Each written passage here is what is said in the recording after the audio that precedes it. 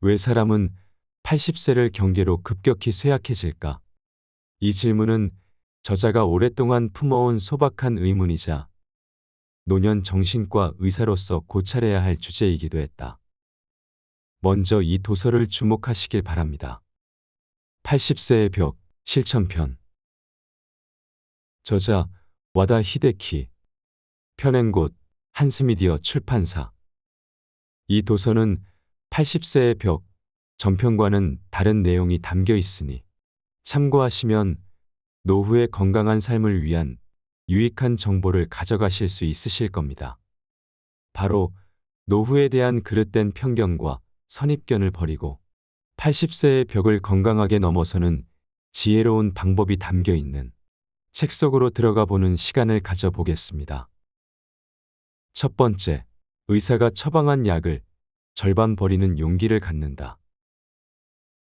이 항목에서는 오랫동안 쌓인 감정이 치고 올라와서 나 자신도 모르게 과격한 제목을 붙이게 되었다. 담당 편집자가 선생님 괜찮을까요? 라고 물을 정도였다. 하지만 이것이 거짓 없는 내 속마음이다. 나 역시 평소 고혈압 약을 먹고 있으며 필요 없다고 생각되는 약은 버리고 있다. 처음에는 정해진 치료 방침에 따라 혈압을 정상치라고 부르는 140까지 낮추려고 그에 상응하는 양의 약을 먹었지만 머리가 어지러질해서 삶과 업무의 질을 유지할 수가 없었다. 그래서 스스로 약의 양을 줄이고 혈압을 170 정도로 조절하고 있다. 고령자들은 나보다 더 많이 약으로 인한 어려움을 겪고 있을 것이다.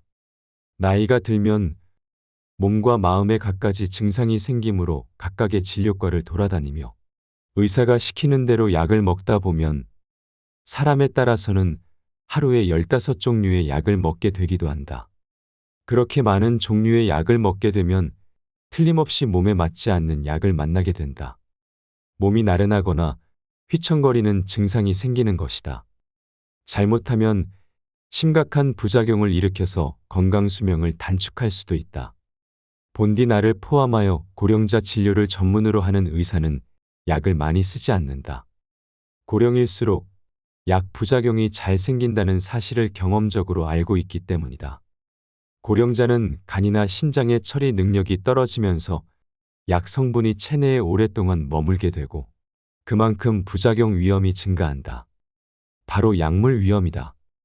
게다가 약을 먹고 혈압이나 혈당을 일시적으로 떨어뜨린다고 해도 이것이 장기적으로 건강한 장수로 이어지는지는 아직 입증되지 않았다. 일본인을 대상으로 하는 대규모 조사는 이루어지지 않고 있다. 또 다약제 복용, 여러 종류의 약을 동시에 복용하는 일이 어떤 상호작용을 일으키는지도 거의 검증되지 않았다.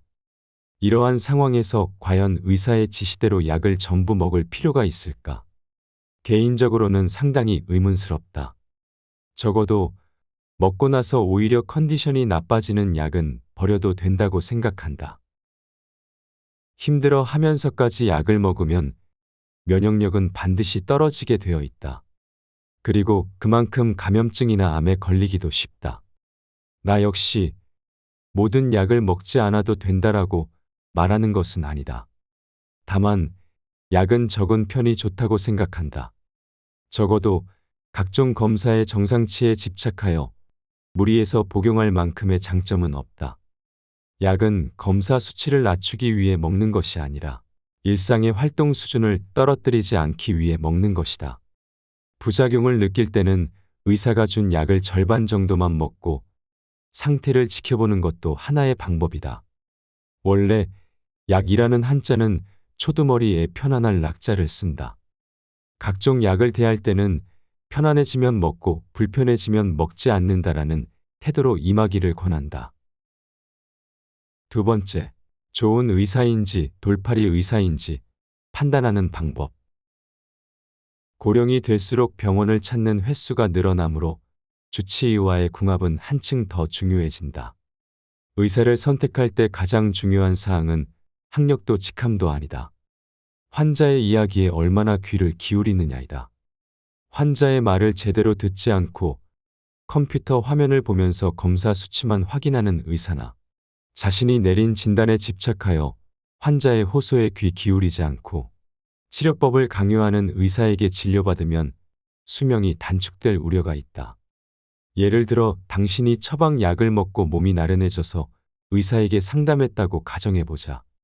이때 적절한 대응을 하지 않고 계속 같은 약만 처방한다면 이런 병원에는 다니지 않는 편이 낫다. 또 이런 호소를 했을 때 조금 더 상황을 지켜봅시다. 라고 하는 의사도 피하는 것이 좋다. 말은 친절한 듯 보여도 자신의 치료 방침을 고수하는 결과는 같기 때문이다. 그런 종류의 의사는 아마도 다른 치료법을 모를 가능성이 있다. 그래서 의사용 지침서의 첫 부분에 나오는 치료법을 고집할 수밖에 없는 것이다. 한편 임상 경험이 풍부한 의사는 환자의 이야기에 충분히 귀를 기울이게 마련이다. 특히 고령자는 개인차가 커서 똑같은 약을 먹어도 효과가 좋고 부작용도 없는 사람이 있는가 하면 효과는 없으면서 부작용만 나타나는 사람도 있다. 경험이 풍부한 의사는 이러한 일을 충분히 숙지하고 있어서 온몸으로 환자의 목소리를 들을 수 있다.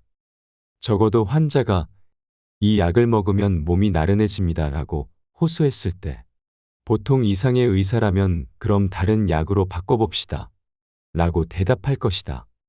따라서 주치의의 역량을 진단하기 위해 한 가지 정도 불만을 호소해보는 것도 괜찮은 방법이다. 약 부작용에 관해서도 좋고 붕대가 너무 꽉 조여서 아프다고 해보는 방법도 좋다. 이런 호소를 듣고 바로 개선을 시도하는 의사가 좋은 의사이다. 또 처음 진료받을 때 의사가 무엇을 어떻게 묻는지 환자도 주의 깊게 의사를 진찰할 필요가 있다. 초진할 때 의사가 환자에게 하는 질문은 대체로 어느 진료과나 거의 비슷하다. 어디가 불편한가요? 로 시작하여 언제부터, 어떻게, 어떨 때, 얼마나 그 밖에는으로 이어진다. 이런 기본적인 문진조차 소홀히 하는 의사는 돌팔이라고 보아도 무방하다. 그런 의사를 만났다면 다른 의사를 찾아보는 것이 현명하다. 세 번째, 암은 절제한다고 다 좋은 게 아니다. 3년 정도 전에 나는 알고 지내는 의사에게서 췌장암이 의심된다라는 말을 들었다. 한 달 만에 5kg이나 체중이 줄고 혈당치가 급상승했기 때문이다. 분야는 다르지만 나도 의사이다. 암의 가능성이 상당히 높다는 것을 말투에서 읽을 수가 있었다. 췌장암은 특히 성가신 암으로 수술이 가능한 이기라고 해도 생존율이 불과 20% 정도에 지나지 않는다. 외과적인 수술이 성공한다고 해도 이후 수명을 연장하기란 쉽지 않다. 나는 얼마간 고민한 후에 수술은 하지 않는다. 화학치료도 받지 않는다라고 결심했다. 수술을 하면 여지없이 몸이 약해지기 때문이다. 이런 상태에서 화학치료까지 받으면 속이 울렁거려서 집 밖에 나가지 못할 수도 있다. 움직이지 못하면 신체 능력이 쇠퇴하여 삶의 질이 급격히 떨어진다. 그런데 암은 수술만 하지 않으면 말기가 되어도 그다지 체력이 떨어지지 않는 병이다. 뇌에도 큰 영향이 없다. 그래서 다른 치료를 포함하여 거의 아무런 대응도 하지 않으리라고 결심한 것이다. 그리고 융자를 받아서 체력이 남아있는 동안에 마지막 영화를 한 편 찍어야겠다고 마음먹었다. 다행히 그 후의 암이 아니라 제2형 당뇨병으로 밝혀졌다. 이때의 경험은 고령자의 암과 삶의 질에 관해 더 깊이 생각하는 계기가 되었다. 원래 나는 암은 절제하면 그만이라는 사고에 동의하지 않는다. 암 절제에 대해 상당히 소극적인 입장이라고 할 수 있다. 특히 고령자의 암 수술에는 부정적이다.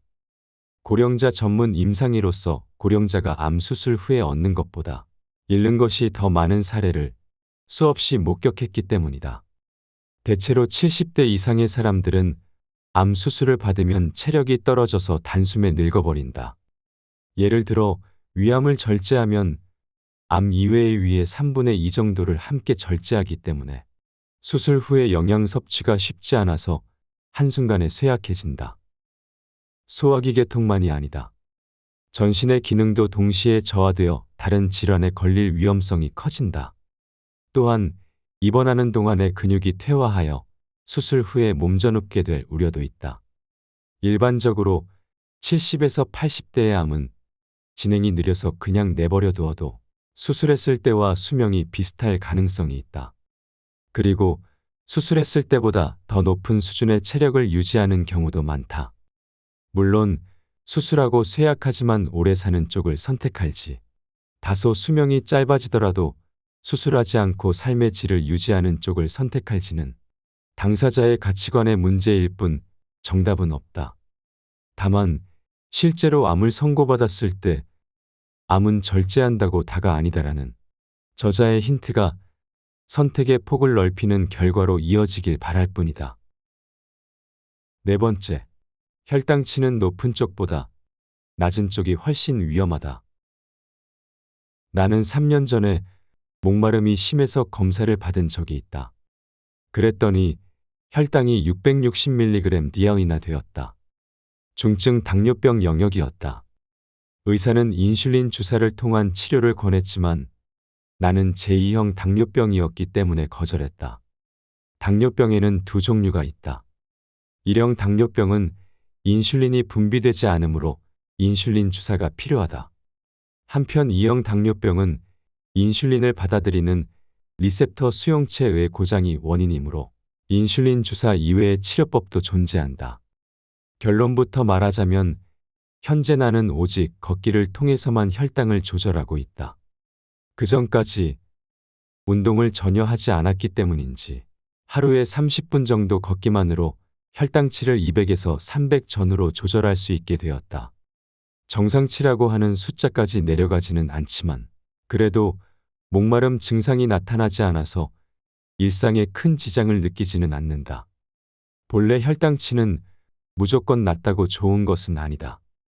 공복 혈당이 80에서 99mg 디아 미만이면 정상이라고 판단하지만 나는 600이 넘어도 전혀 의식 장애를 보이지 않았다. 반면 40 정도까지 내려가면 의식을 잃게 되고 20에서 30까지 내려가면 생명이 위험해진다. 혈당치는 높을 때보다 낮을 때가 훨씬 더 무섭다. 특히 고령자는 혈당치를 지나치게 떨어뜨리면 위험하다. 혈당치는 하루 사이에도 올랐다 내렸다 하기 때문에 정상치까지 떨어뜨리려고 하면 저혈당 상태가 되는 시간대가 발생할 수 있다. 원래 당뇨병의 본질은 혈당치가 지나치게 높은 병이 아니라 혈당치가 안정되지 않는 병이다. 간단히 고혈당 상태가 되기도 하고 저혈당 상태가 되기도 하는 것이다. 그리고 저혈당이 되는 시간대에 혈당치가 50보다 떨어지면 장기에 손상이 생길 위험이 커진다. 또한 만성적인 저혈당 상태가 되면 몸이나 뇌의 활성도가 떨어져 휘청대거나 온종일 멍한 상태에 빠지게 된다. 뇌파를 측정해보면 깨어있는 상태에서도 느린 파라고 하는 수면 시에 뇌파를 보이는 사람들이 증가하고 있다. 나는 고령자의 교통사고도 당뇨병 등의 약에 의한 혈당치의 지나친 하락이 원인 중 하나가 아닐까 우려하고 있다. 그리고 혈당치가 낮으면 알츠하이머병에 걸릴 위험이 높아진다. 혈당치가 떨어지는 시간대에는 뇌에 영향이 도달하지 않기 때문이다. 다섯 번째, 엘리자베스 여왕이 아름답게 장수했던 비결은 단백질. 지난해 타계한 영국의 엘리자베스 여왕은 몇몇 건강 신조를 하루도 빠짐없이 실천했다고 전해진다.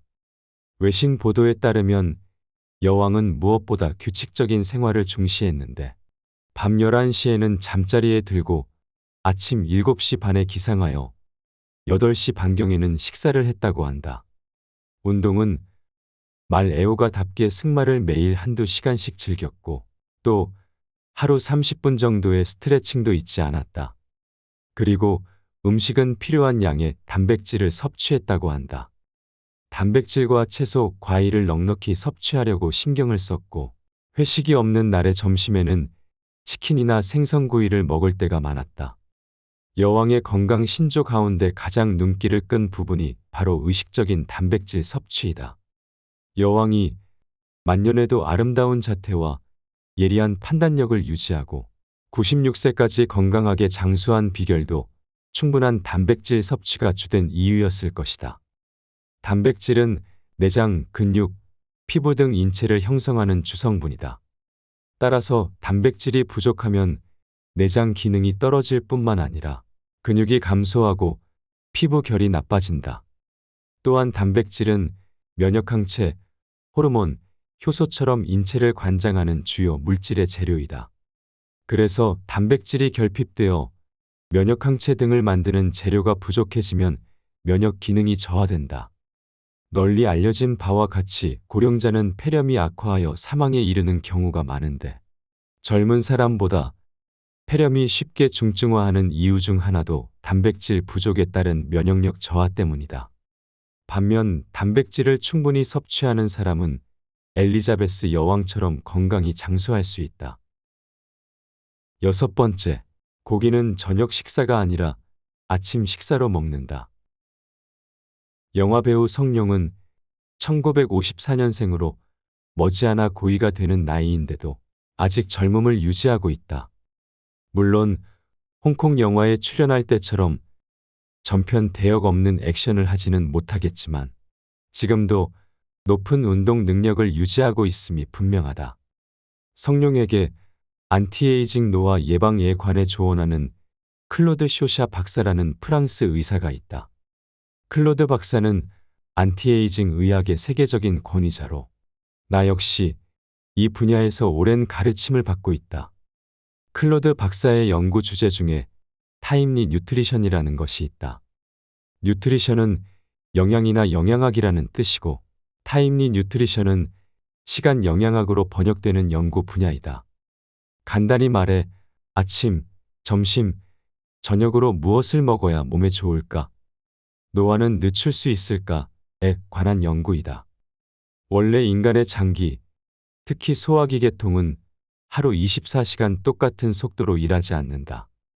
각각의 장기에는 활발하게 활동하는 시간대와 그렇지 않은 시간대가 존재한다. 이를테면 간은 일찍 일어나는 장기로 아침에 왕성한 활동을 한다. 그래서 클로드 박사의 연구에 따르면 고기는 오전에 먹어야 건강에 좋다고 한다. 간 활동은 아침에 활발해서 육류에 포함된 단백질을 소화하고 흡수하기 쉽기 때문이다.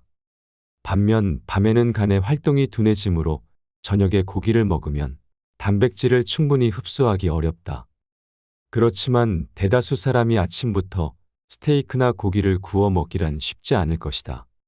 따라서 햄을 넣은 계란 프라이, 돼지고기를 토핑한 샐러드, 고기를 넣은 국수처럼 고기를 추가하는 방법을 궁리해 보기를 권한다. 또한 클로드 박사의 연구에 따르면 단 음식은 오후 3에서 4시경에 섭취하는 것이 좋다고 한다. 이 시간대는 췌장의 움직임이 활발해서 당 대사에 관여하는 인슐린이 분비되기 쉽기 때문이다. 이런 의미에서 일본의 세시 간식이나 영국의 애프터눈 티는 소화기 리듬에 맞는 간식 섭취법이라 할 수 있다. 7번째, 숙면에는 저녁 식사보다 아침 식사가 더 중요하다. 수면과 식사 사이에는 밀접한 관계가 있다. 특히 무엇을 먹느냐 이상으로 언제 먹느냐가 중요하다. 식사가 하루 리듬을 만들기 때문에 잠을 잘 자기 위해서는 식사를 규칙적으로 할 필요가 있다. 특히 하루의 첫 번째 식사인 아침 식사는 신체 리듬을 형성하는 데 매우 중요하다. 아침 식사에는 씹는 작업을 통해 뇌를 자극하고 몸을 깨우는 효과가 있다. 또한 아침에 충분한 영양을 섭취하고 건강한 활동을 해야 밤에 깊은 잠을 자는 바람직한 사이클이 형성된다. 한편 아침을 먹지 않는 것은 불면증의 원인이 된다. 아침 식사를 거르면 그만큼 저녁 식사의 비중이 높아져서 수면에 나쁜 영향을 주기 때문이다. 그러므로 아침에는 식욕이 없더라도 바나나 1개 정도는 먹어두도록 한다. 영양학적으로는 아침, 점심, 저녁의 비중이 3대 3대 4가 이상적이라고 보지만 고령자는 저녁 비중을 조금 더 낮추어서 아침, 점심, 저녁을 같은 비율로 먹는 편이 좋다. 이 정도의 비율로 정해진 시간에 식사하는 습관을 들이면 수면 리듬을 형성하는 데 도움이 된다. 8번째, 고령자는 입욕을 하다가 목숨이 위험해질 수 있다. 입욕은 고령자에게 양날의 검과 같다. 잘하면 건강 수명을 연장할 수 있지만 잘못하면 목숨이 위험해질 수도 있기 때문이다. 고령자에게 욕실은 집안에서 최고 위험지대라고 할 수 있다. 교통사고 사망자의 6배 이상인 연간 1만 9천 명 정도가 입욕 중에 사망하며 그중 약 90%가 65세 이상이다. 고령자 입욕 사망의 대부분은 뇌졸중과 심장 발작이 원인이다. 입욕 중에 갑작스럽게 혈압이 올라가거나 떨어지면서 질환이 발생하는 것이다. 특히 뜨거운 물에 갑자기 몸을 담그면 혈압이 30에서 40이나 급상승하고 순환기계의 균형이 급격히 무너지면서 심각한 문제가 발생할 위험이 커진다. 따라서 고령자가 탕에 들어갈 때는 몇 가지 준비 과정이 필요하다. 먼저 미지근한 물에 단시간 들어간다.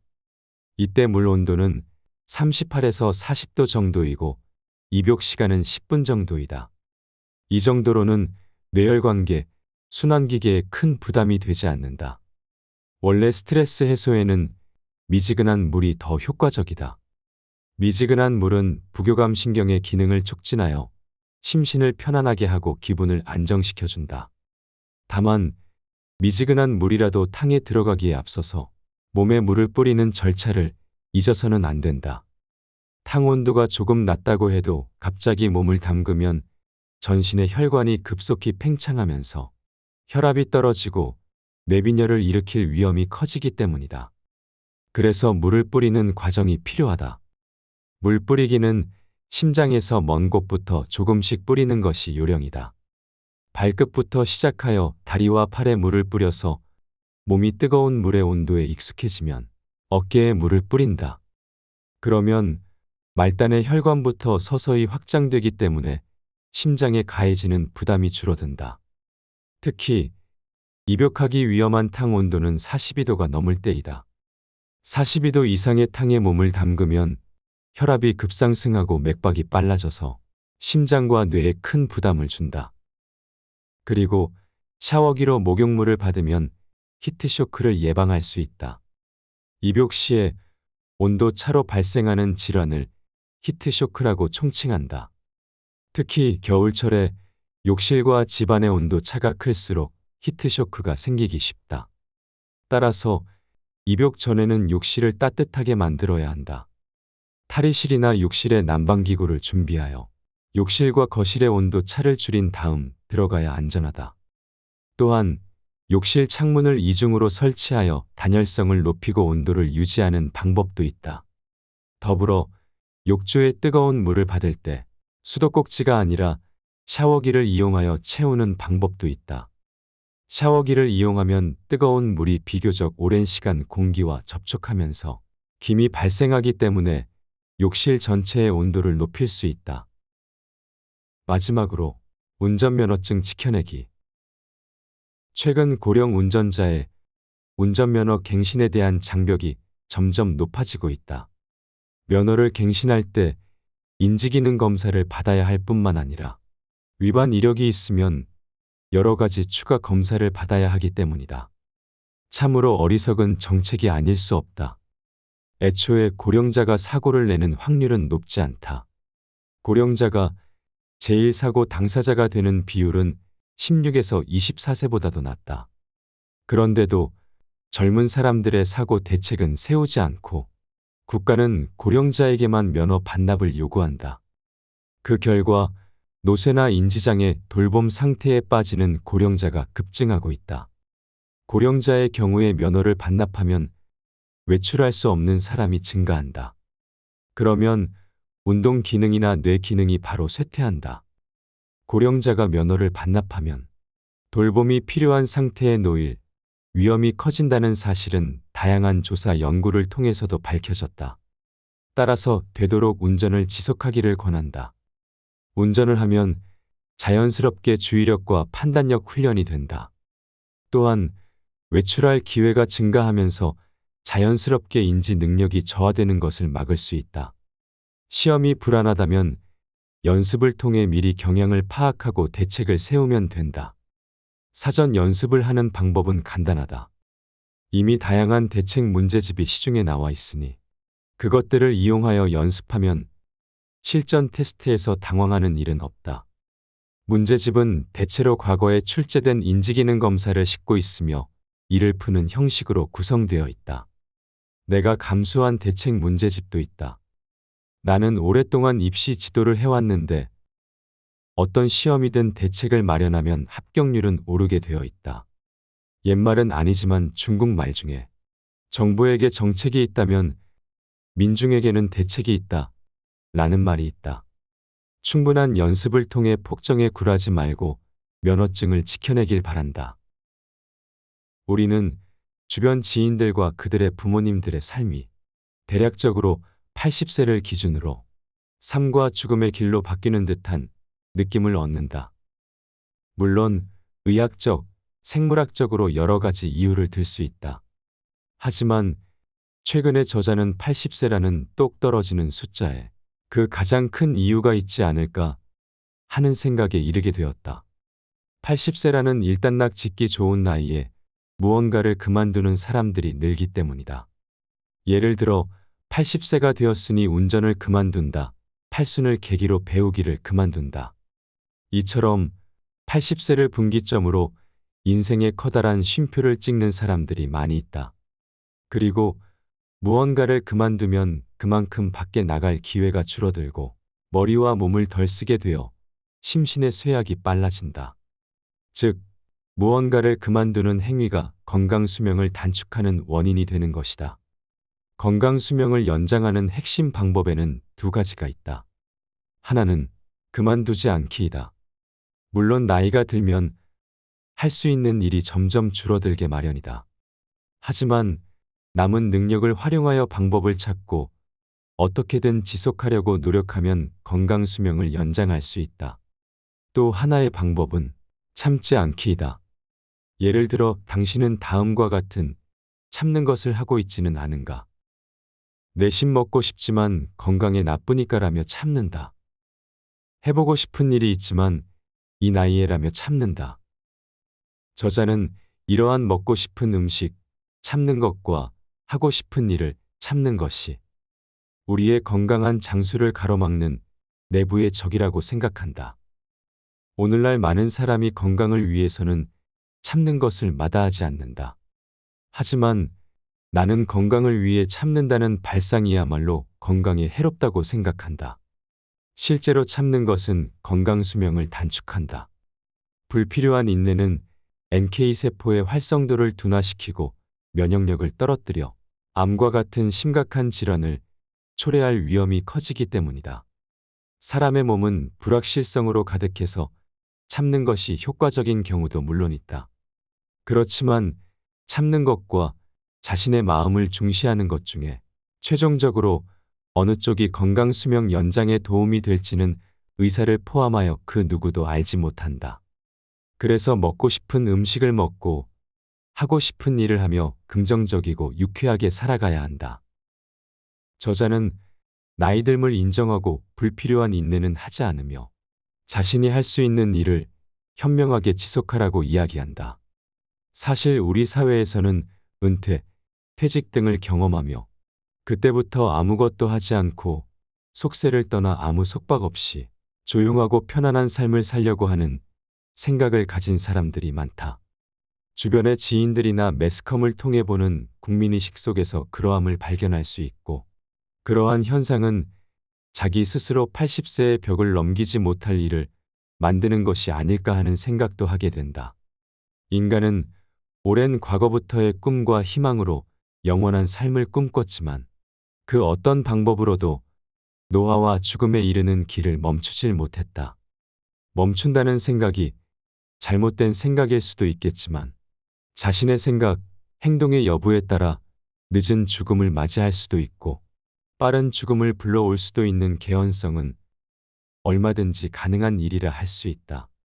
더구나 80세의 벽이라는 그 벽을 넘기 위해 과연 나 그리고 우리는 어떤 마음, 어떤 생각, 어떤 자세로 그 벽을 넘고자 하는지를 스스로에게 되물어보면 해답이 나오지 않을까 생각이 든다.